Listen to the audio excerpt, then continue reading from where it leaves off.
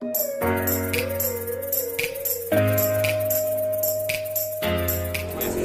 media, jadi pada tanggal 1 Januari 2025 saya mendampingi Denny Sumargo membuat laporan polisi di Polda Metro Jaya dengan laporan polisi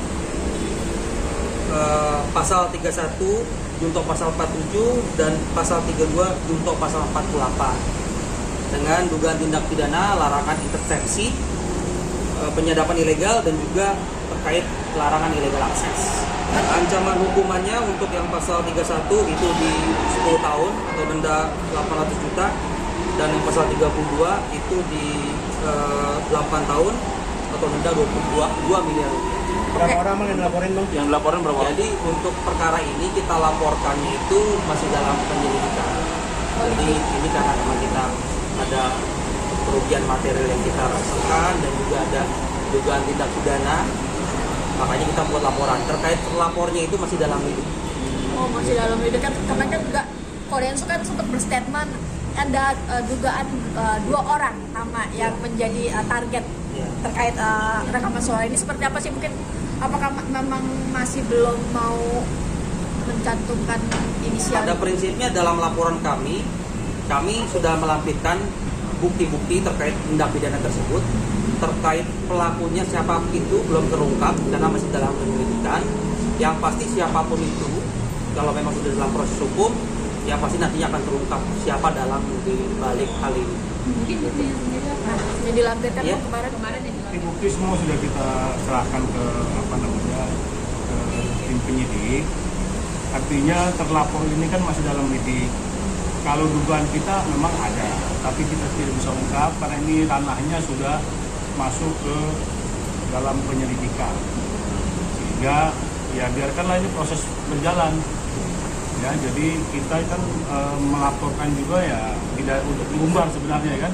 Kita mau tahu apa namanya biar kita serahkan kepada penyidik untuk melakukan langkah-langkah serangkaian penyelidikan. Sekarang sudah dimulai. Betul. Dan buktinya sendiri ada berapa berkas yang dilampirkan dan apa saja sih? Jadi untuk buktinya itu, karena kita muat dalam satu flash disk, itu ada beberapa cuplikan video, ada beberapa akun, dan ini cukup banyak buktinya. Tapi kita hanya mengambil sampel beberapa yang videonya cukup jelas dan juga durasinya lama dan view-nya banyak. Gitu. Bang, bisa termasuk undang-undang ITE juga sih, Bang? Itu undang-undang ITE. Itu undang-undang ITE. Pasal ini kan berkaitan dengan illegal akses dan juga penyadapan intersepsi. Berarti Kodensu sendiri masa dirugikan, Bang? Sangat dirugikan. Dampaknya jelas kerugian materialnya kita sangat terdampak lah akibat hal ini. Tapi kalau untuk Kodensu sendiri sudah merasa atau ada siapa sih mungkin yang dalangnya dari itu? Ya kalau dengan kita melakukan langkah hukum ini berarti kan udah terganggu untuk klien, ya kan? Ya sudah terganggu dengan begini, sehingga ya baiknya ya saya sarankan kalau dulu ya kita langkah hukum, karena bagaimanapun kita tidak bisa bertindak di luar prosedur hukum, sehingga langkah inilah yang harus kita ambil.